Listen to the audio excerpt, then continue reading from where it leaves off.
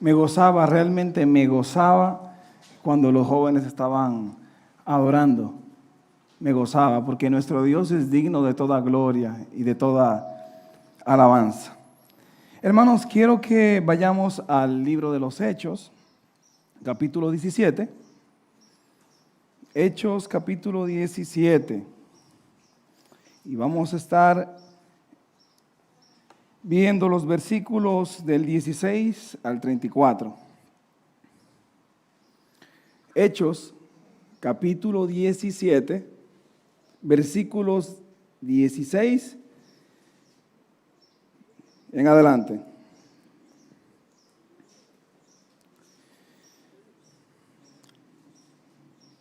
Mientras Pablo los esperaba en Atenas, su espíritu se enardecía viendo la ciudad entregada a la idolatría.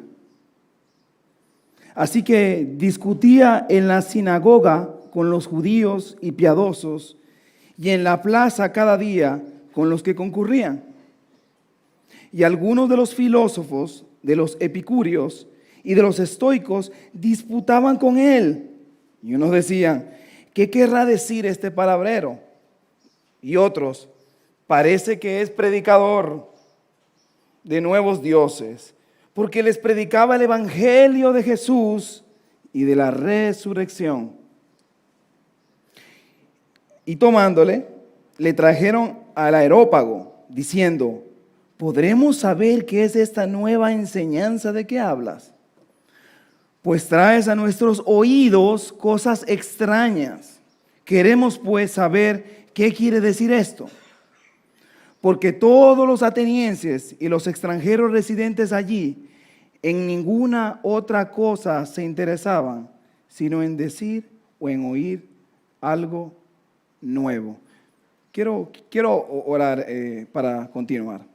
Padre, te doy gracias nuevamente por tu inmenso amor, por tu misericordia. Mira, Señor, que este es un nuevo día que tú has creado. Padre, queremos que tú nos hables. Queremos aprender de ti. Es tu palabra, Señor. Es tu santa y bendita palabra. Esto no lo podemos hacer con fuerza humana, sino contigo, Señor. Y te suplicamos, en el nombre de Jesús, que hables a nuestros corazones. Yo necesito, Señor, más de ti. Necesitamos más de ti, Señor. En el nombre de Jesús te lo pedimos. Amén y amén. El versículo 16 empezaba diciendo, mientras Pablo los esperaba en Atenas. ¿Y qué hacía el apóstol Pablo en Atenas? ¿Qué es lo que hacía el apóstol Pablo en Atenas? Bueno, la palabra nos cuenta de que el apóstol Pablo, en su segundo viaje misionero, había tomado consigo un compañero, a Silas. Y durante el viaje habían visitado algunas ciudades, porque Dios había mandado a Pablo a predicar. Esa era la labor del apóstol Pablo, esa era su misión. Y él predicaba con todo el corazón. Y se enfrentó a toda clase de males por predicar el evangelio. Y a pesar de que sufría persecución, el apóstol Pablo continuaba predicando el evangelio. ¿Por qué? Porque él conocía al Dios verdadero. Y dice que yendo de viaje en viaje llegaron a la ciudad de Tesalónica. Y estando en Tesalónica empieza a predicar, claro, como es su costumbre. Pablo y Silas están predicando y cuando los judíos no creyentes escuchan la predicación, ¿qué es lo que hacen? Inmediatamente se alborotan, buscan a delincuentes para llevar a Pablo y a Silas a las autoridades. Y quién sabe si lo agarraban, quizá lo mataban ahí mismo. Y estaba esa multitud enardecida y fueron buscando a Pablo y a Silas. Y llegaron hasta la casa del hermano Jasón. Y cuando llegaron a la casa del hermano Jasón, Pablo y Silas no estaban. Pero ustedes creen que el pueblo se quedó contento. Se llevaron a Jasón y se llevaron otros cristianos detenidos. Mientras tanto, fueron a dar aviso a Pablo y a Silas: miren, la están buscando, mejor vayan al próximo pueblo.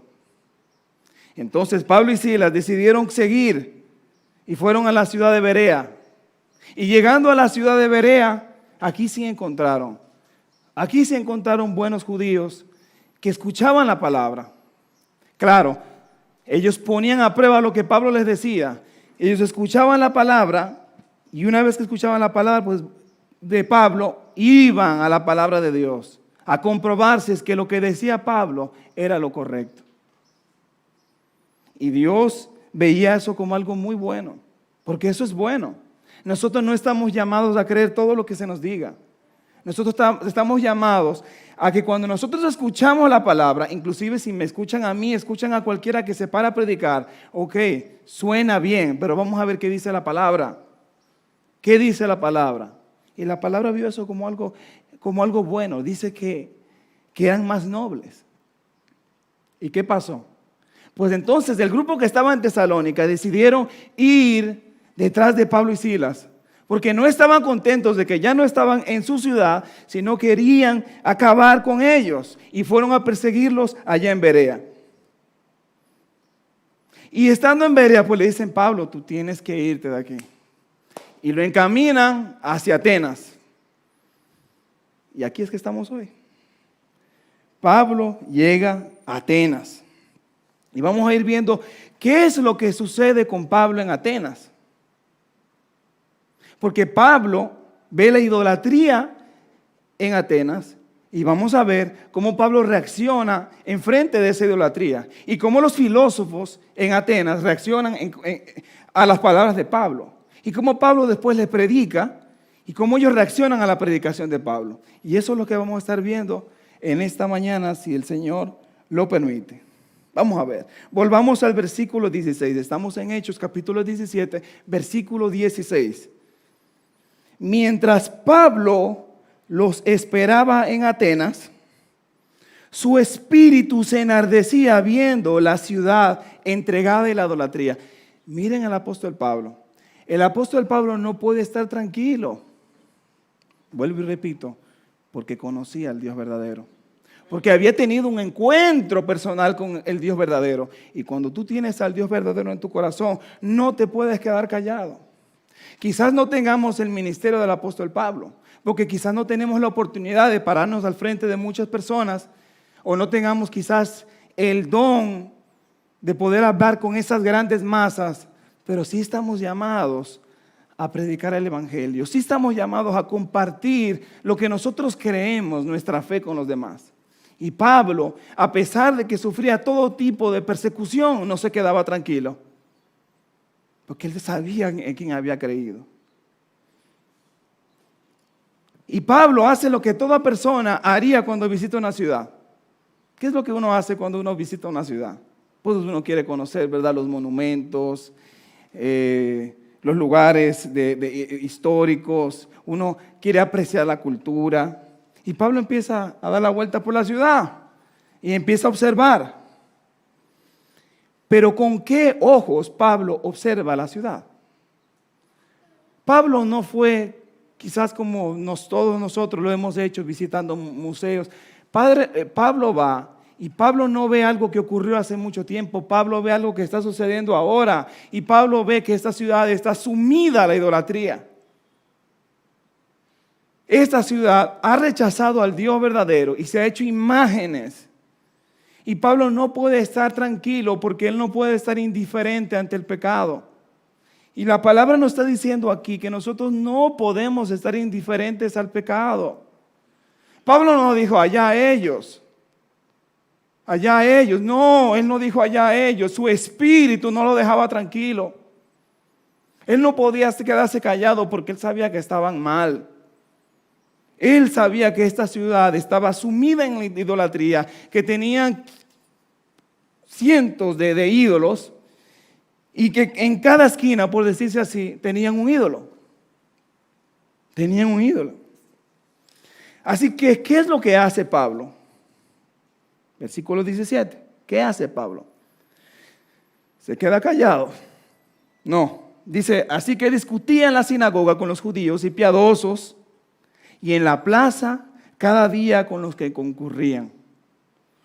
Pablo no se quedó tranquilo, sino que él iba a la sinagoga de los judíos, y no solamente a la sinagoga, a los templos judíos, sino que iba a los parques y exponía y hablaba y predicaba lo que él creía.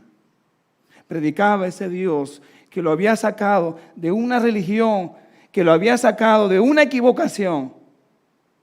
Predicaba al Dios verdadero. Y lo quería compartir con todos, gentiles y judíos.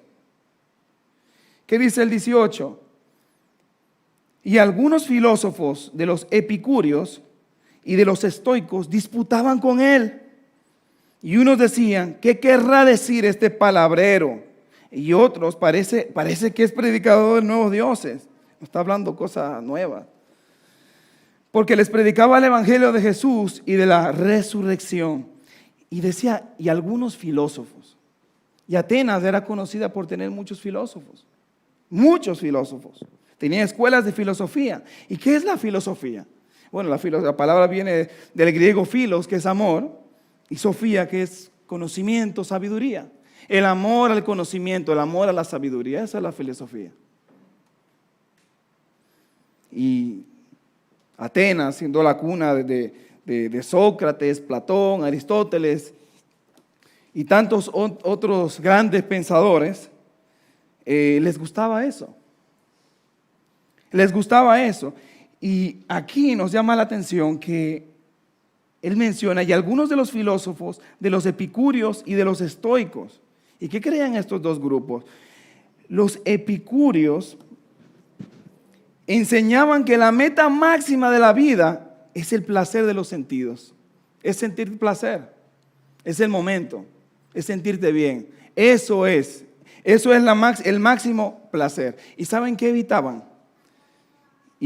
Evitaban el temor a la muerte, evitaban el temor a los dioses y evitaban también el pensar en el futuro. Es el momento, vamos a disfrutar el momento. ¿Te parece algo a hoy en día? Vamos a disfrutar, yo lo que quiero es gozar, conmigo no se meta nadie. Lo mío es disfrutar, yo no me meto con nadie, yo lo que quiero es sentirme bien. Yo no sé ustedes, pero yo cuando estaba en el mundo pensaba así, no me importaba el día siguiente, el momento, yo no quería que el día se acabara.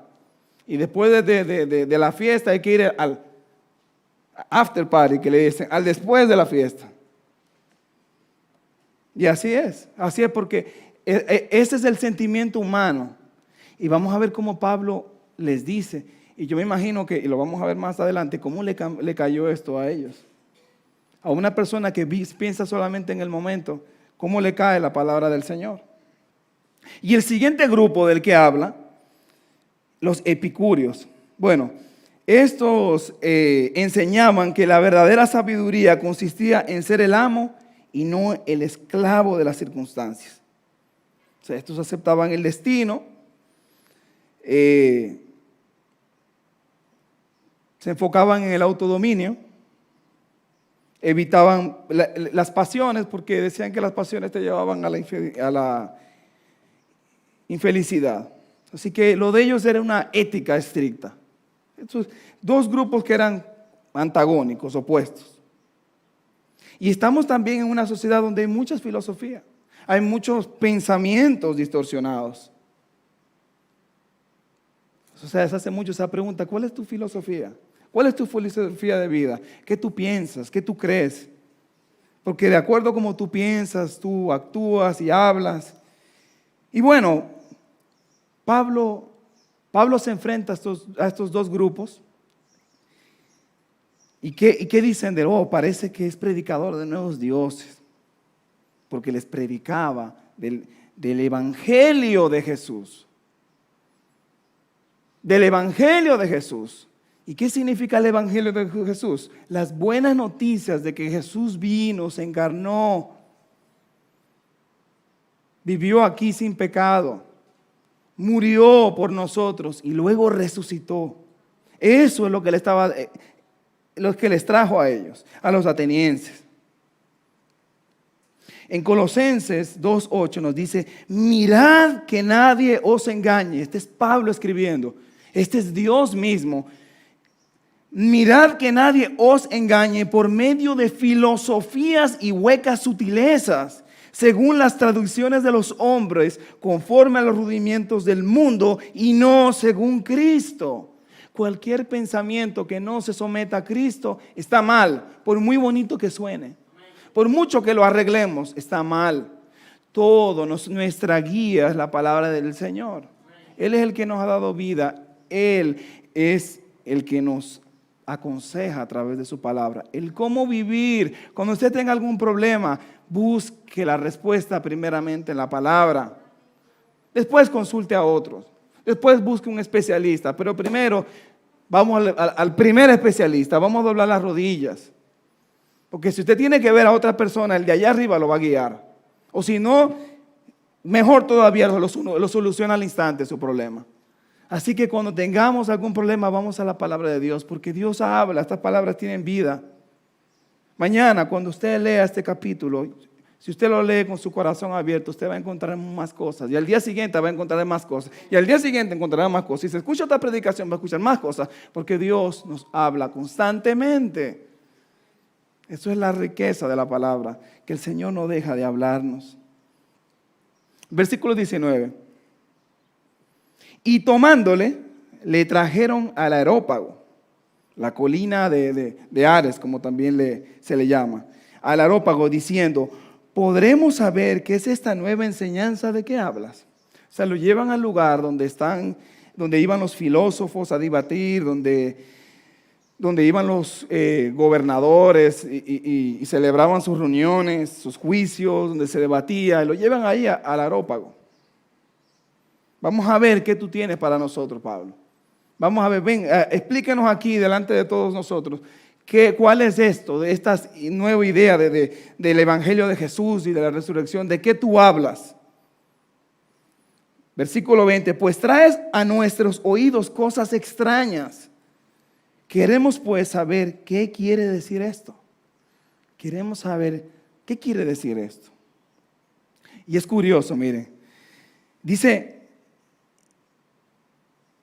porque todos los atenienses y los extranjeros allí en ninguna otra cosa se interesaban, sino en decir o en oír algo nuevo. No se interesaban en otras cosas, sino que para ellos lo que realmente les daba razón de vivir y fuerza era poder decir. Y me gustó la última parte cuando dice y oír algo nuevo. Y es bueno, ¿verdad?, oír, porque nosotros por lo general, hablo por mí, sincerándome, hablo un poquito más de lo que escucho. Son áreas que uno tiene que mejorar en la vida. Pero dice que ellos se interesaban en escuchar también, no solamente hablar cosas nuevas, sino en escucharlas. Pero cuidado. El apóstol Pablo, escribiéndole a Timoteo, en la primera, y no solo en la primera, en la segunda carta de Timoteo, primera Timoteo 4:1, dice: pero el Espíritu dice claramente que en los postreros tiempos algunos apostatarán de la fe, escuchando espíritus engañadores y a doctrinas de demonios. Tenemos que tener sumo cuidado de lo que nosotros escuchamos. Tenemos que tener cuidado. ¿Por qué? Porque hay espíritus engañadores y doctrinas de demonios. Hay cosas que suenan bonito, pero no son buenas. No porque sea nuevo. Hay que tener con lo nuevo, con lo novedoso, hay que tener un poco de cuidado. Hay que tener cuidado. Si alguien viene con algo que nunca usted había escuchado, no lo crea rápidamente, porque entonces eso quiere decir que Dios le acaba de dar la revelación a alguien que en 2000 años de historia de la iglesia no le había dado. Cuando usted escucha cosas nuevas, como hace unos cuantos años, ¿cuál era que Dios tenía una esposa y que se llamaba Jerusalén? Y como un movimiento, para mí era nuevo, no sé qué tanto tiempo, pero había mucha gente que creía en eso. Empezaron a creer en eso, en algo que, si es nuevo, si es algo así, Dios, espera un momento, vamos a analizarlo bien, porque ¿cómo va a ser que durante tantos siglos, la iglesia no ha creído en eso y de repente sale un nuevo concepto. Y en 2 de Timoteo, capítulo 4, versículo 3 al 4, dice, porque vendrá tiempo cuando no sufrirán la sana doctrina, cuando no van a querer escuchar la sana doctrina, sino que teniendo comezón el deseo de oír, se amontonarán maestros conforme a sus propias concupiscencias. La gente va a querer escuchar cosas y van a aparecer maestros que te quieran decir lo que tú quieres escuchar. Por eso hay que tener sumo cuidado con las cosas que escuchamos, las cosas nuevas, y apartarán de la verdad del oído y se volverán a las fábulas, a los cuentos. Cuidado con esas nuevas ideas.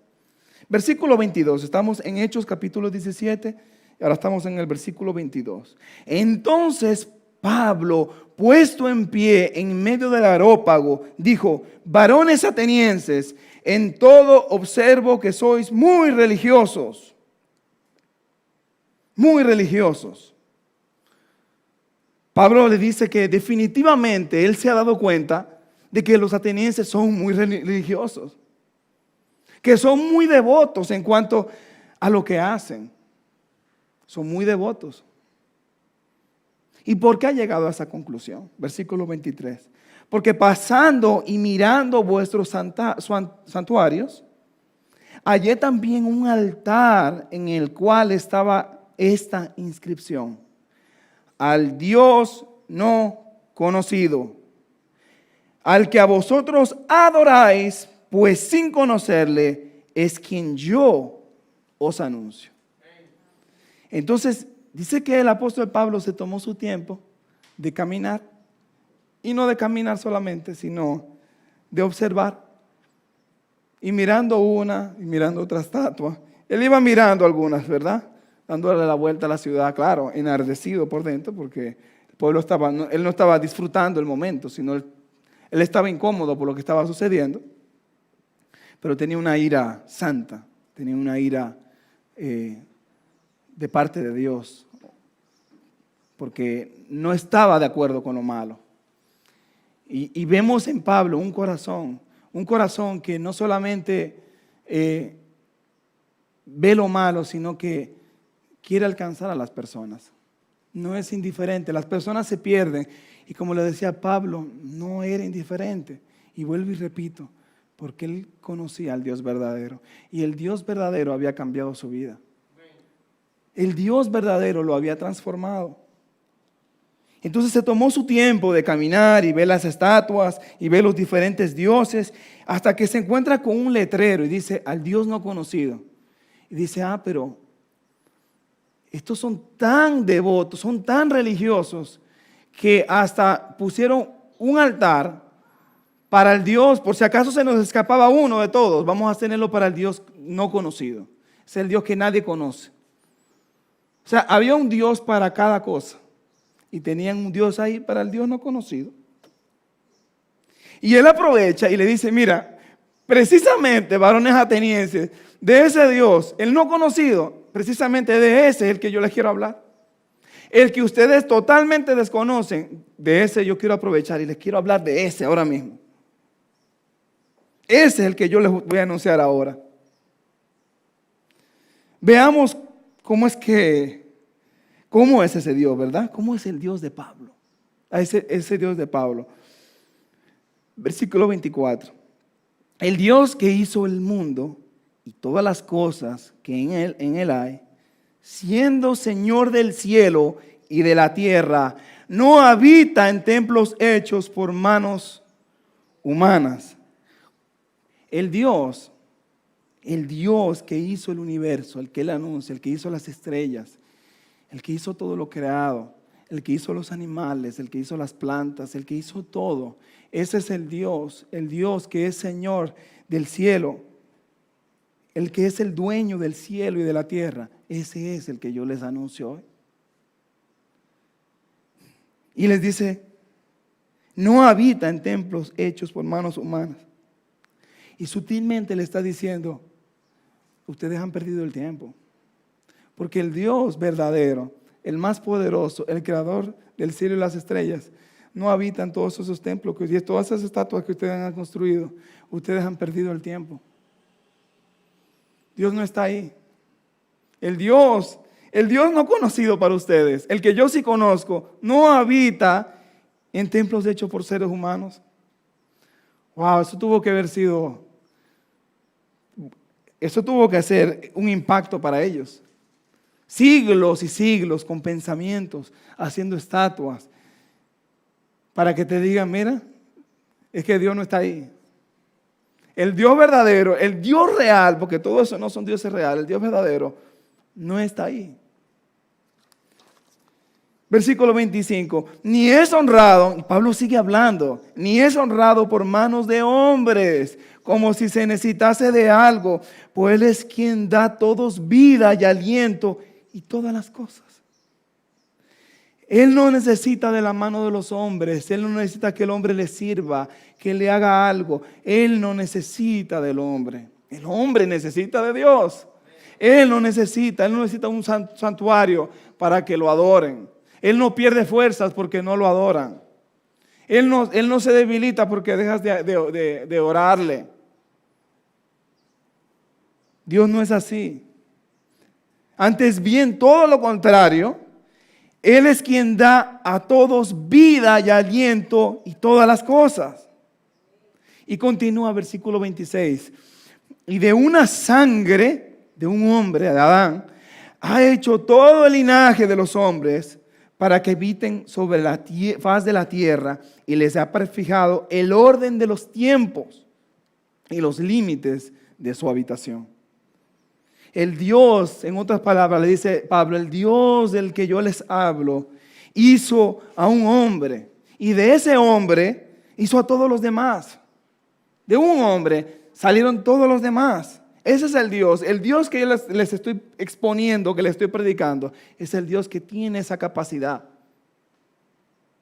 Y es el Dios que ha determinado las fronteras, que ha determinado el futuro de las naciones, que ha determinado los pueblos. De ese es el Dios que yo le estoy presentando. Es un Dios ordenado, es un Dios que tiene el control de todas las naciones. Hay diferentes naciones, hay diferentes países, pero no por su cuenta, sino porque Dios lo ha establecido así. Dios le ha puesto el límite. ¿Y para qué hizo al hombre? Y lo voy a decir ahora en el versículo 27. ¿Para qué Dios hizo al hombre? Para que busquen a Dios y si en alguna manera, palpando, puedan hallarle, aunque ciertamente no está lejos de cada uno de nosotros. ¿Para qué Dios hizo al hombre? ¿Para qué Dios me hizo a mí? ¿Para qué Dios te hizo a ti? ¿Para qué Dios nos hizo? ¿Cuál es nuestro propósito en esta vida? ¿Por qué estamos ocupando un espacio en este mundo? ¿Cuál es mi propósito real? No mi vocación. No en lo que yo me dedico, en lo que yo trabajo, lo que estudio, sino cuál es mi propósito. Para que busquen a Dios. Mi propósito es buscar a Dios. Mi propósito en esta vida es buscarlo a Él. Es ir detrás de Dios, es buscarlo a Él, buscarle. Y dice, para que busquen a Dios, si en alguna manera palpando puedan hallarle. En alguna manera Dios se ha manifestado. Dios se ha manifestado. No necesito la Biblia para saber que Dios existe. El ser humano, mirando el universo, llega a la conclusión de que esto no pudo haber salido del azar. No pudo haber. El universo tiene un orden. Los cielos cuentan la gloria de Dios y el firmamento anuncia que es obra de sus manos, que fue Él que lo creó. Él es el que sostiene al universo con la fuerza de su poder. Él es. Por eso dice, y sin alguna manera palpando puedan hallarle, Dios no está lejos. Y el mismo Pablo en Romanos, como estábamos viendo, hemos estado estudiando la carta a los Romanos. Romanos capítulo 10, versículo 8 y 10. ¿Qué nos dice la palabra más? ¿Qué dice? Cerca de ti está la palabra, en tu boca y en tu corazón. Dios está cerca. Dios no está lejos, Dios está cerca, Dios está cerquita. ¿Me estás escuchando? Dios está cerca. Cerca de ti está la palabra en tu boca y en tu corazón. Y esta es la palabra de fe que predicamos. Que si confesares con tu boca que Jesús ese es el Señor y creyeres en tu corazón que Dios le levantó de los muertos, serás salvo. Si tú crees en tu corazón de que Dios se levantó de los muertos, serás salvo. Porque en el corazón se cree para justicia, pero con la boca se confiesa para salvación. Dios nos hizo para que lo busquemos. Y si lo buscamos de corazón, lo vamos a encontrar. Y Él está cerquitita, no está lejos. Yo no tengo que ir a una montaña, subirme a una montaña de rodillas para encontrarlo. Yo no tengo que hacer un montón de cosas, no tengo que viajar lejos, no tengo que separarme, excluirme. Dios está tan cerca. Dios está tan cerca. Y esto no solamente aplica para no creyentes, también para nosotros. Cuando nosotros fallamos, porque todos pecamos, cuando pecamos, nos sentimos tan lejos de Dios. Y cuesta acercarse a Dios. Y dice, pero la palabra está cerca, Dios está cerquita. Solamente tengo que decirle a Dios, perdóname, ayúdame. Ayúdame, Señor. Está cerca. Está cerca. El pecado nos hace creer de que está lejos. El Señor está cerca. Solamente está aquí, en nuestra boca, en nuestro corazón. Versículo 28. Porque en Él vivimos y nos movemos y somos. Como algunos de vuestros propios poetas también han dicho, porque linaje suyo somos.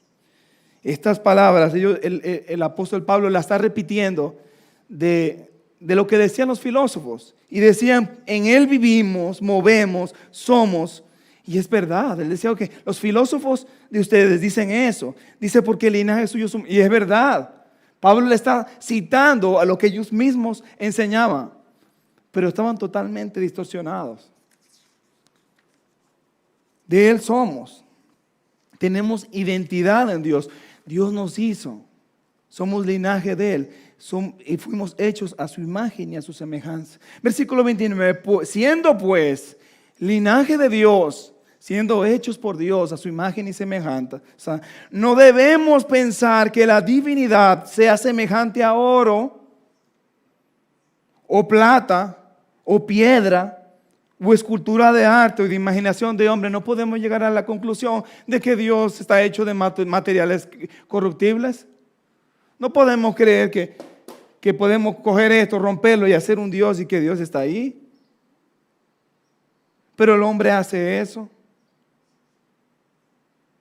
Y me dirá, no, pero quizá alguien que me esté escuchando, no, pero yo ni siquiera, nunca he pensado en hacer un ídolo. Pero hay que ver cuál es el ídolo de hoy. Porque si no adoramos a Dios, algo adoramos porque fuimos hechos para adorar. Y si no vamos, ¿a quién adoran hoy? Las multitudes. A los artistas, a los deportistas, a los youtubers, ¿no? Y etcétera, etcétera, etcétera, etcétera. Y algunos adoran a sí mismos, como Nabucodonosor que hizo una estatua. O sea, ese es el fin. Eso es lo que realmente termina haciendo el ser humano. Eso es lo que te termina haciendo, adorándose a sí mismo. Entonces nosotros no podemos, dice Pablo, no podemos pensar, no debemos pensar que la divinidad sea semejante a esas cosas, a escultura de arte o imaginación de hombre. No podemos. Versículo 30, pero Dios, habiendo pasado por alto los tiempos de esta ignorancia, ahora manda a todos los hombres en todo lugar que se arrepientan. Ya me imagino que están escuchando estos filósofos y están sudando. ¿Qué es lo que está hablando este hombre? ¿Qué está como extraño lo que está diciendo? Dice que Dios no pasa por alto el pecado. Está diciendo, Dios pasa por alto los tiempos de esta ignorancia. Y ahora Dios manda, ¿qué cosa? Que el hombre se arrepienta. Eso es lo que Dios quiere, que el hombre se arrepienta. Y en la predicación de Pablo le está diciendo, escúchame, Dios quiere que tú te arrepientas como tu forma de pensar, cómo estás llevando tu vida, lo que estás hablando. Dios quiere que te arrepientas de eso. Dios manda a que se arrepientan. Por cuanto ha establecido un día en el cual juzgará al mundo con justicia. El Dios de la justicia no pasa las cosas por alto. Dios no puede pasar por alto el pecado. Él no lo hace. Porque aquel varón a quien designó, dando fe a todos con haberle levantado de los muertos. Óyeme, cuando una persona vive su vida y vive el momento, en disfrutar el momento y gozar el momento, y no, a mí lo que me importa es yo sentirme bien y nadie se meta conmigo. Oye, tú le dices esto, por cuanto ha establecido un día en el cual juzgará al mundo con justicia, por aquel varón a quien designó. ¿Y cómo le cae eso? ¿Cómo le cae esa noticia que va a venir el juicio? ¿Cómo va? Pero para nosotros no hay condenación. Para el que está en Cristo no hay condenación. No hay condenación, mis hermanos.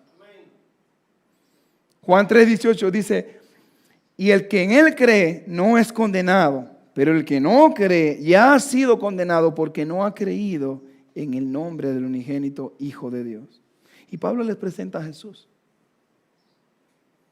Y Pablo dice que él ha dado pruebas de haberlo levantado de los muertos. Al parecer, Pablo, lo que tenemos es un resumen de lo que Pablo les ha dicho, porque aquí dice que Pablo les presentó el Evangelio de Cristo. Y me imagino que fue más que decir les presento el Evangelio de Cristo. Me imagino que Pablo les explicó y duró un tiempo hablando con ellos. Así que les presenta a Jesús. Vamos a ver. Pero ¿qué sucede cuando el nombre de Jesús aparece? ¿Qué sucede cuando tú le presentas a alguien a Jesús? Pero cuando oyeron de la resurrección de los muertos, versículo 32, uno se burlaba y otros decían, ya te oiremos acerca de esto otra vez. Cuando empiezas a hablarle de Jesús a alguien, normalmente empieza la mofa, la burla, el pastorcito, el predicador. Por ahí empieza. Por ahí empieza la mofa. El mundo está tan corrompido, hermanos, que yo hablaba con un presidiario y él me decía,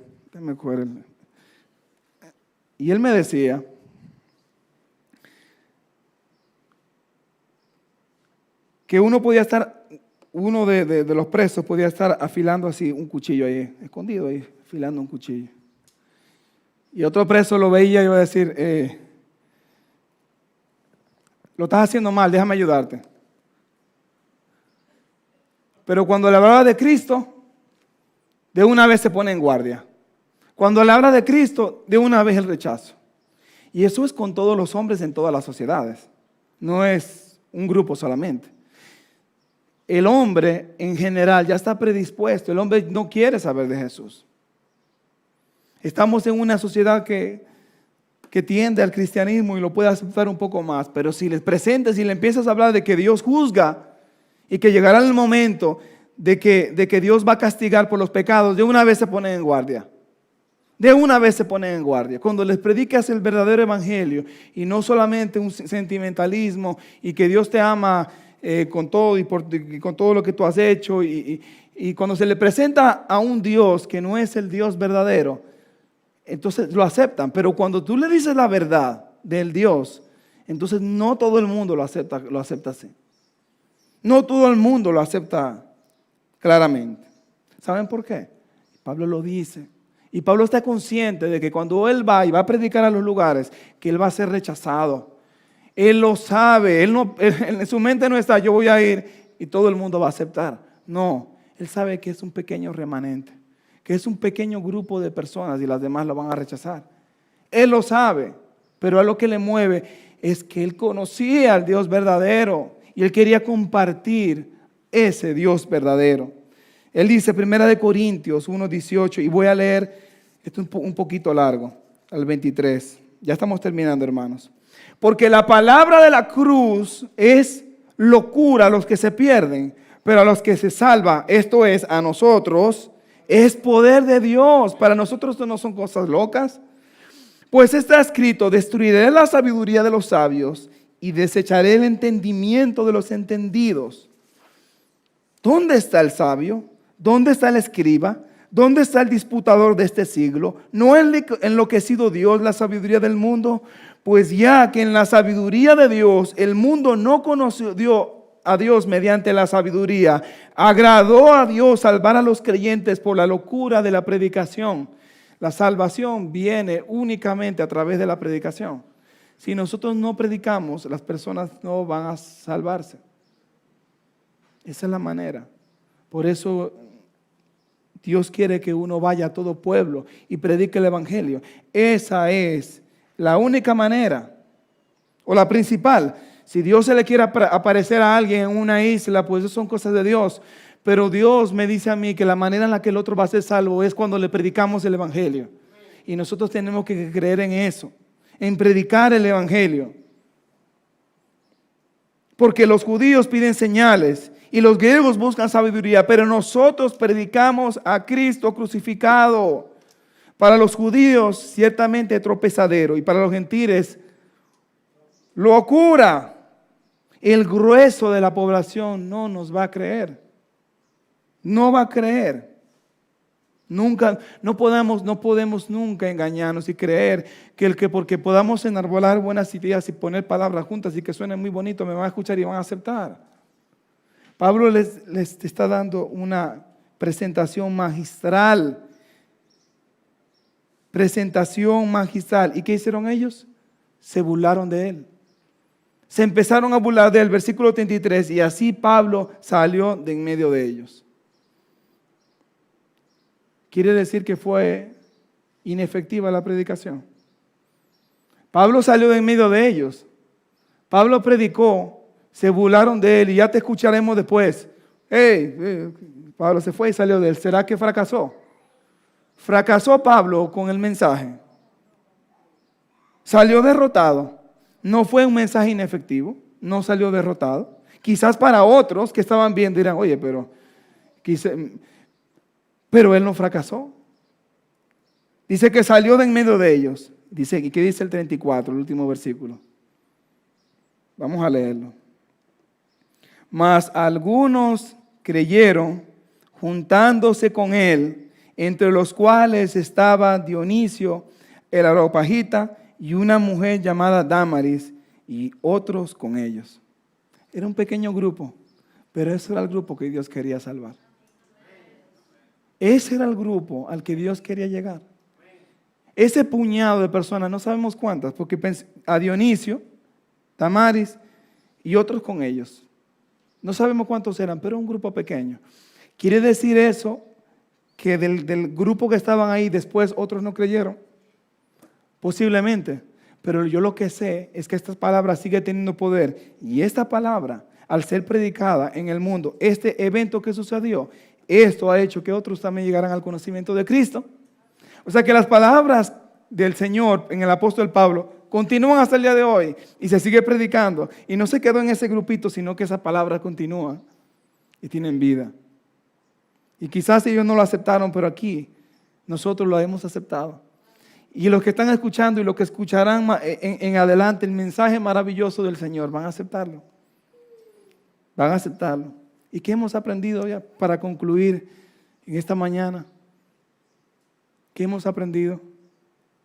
Que debemos tener ese corazón de predicar el evangelio, de alcanzar a los demás. Y que tenemos que creer, y la realidad es así, de que no vamos a ser siempre aceptados. Y que la mayoría va a rechazar el mensaje. Pero nosotros estamos con esa obligación, es nuestro deber llevar y presentar al Dios verdadero. El mundo tiene que conocer al Dios verdadero. Vamos a orar. Padre que estás en el cielo, te doy gracias por esta palabra tuya, Señor. Gracias por lo que tú nos has enseñado. Te pido que nos ayudes, Dios, a poder llevar el Evangelio, a que podamos presentar, Señor, presentar el verdadero Dios, al Dios verdadero, ese Dios transformador. Ayúdanos, Señor. Ayúdanos, Señor. En el nombre de Jesús te lo pedimos. Amén. Amén.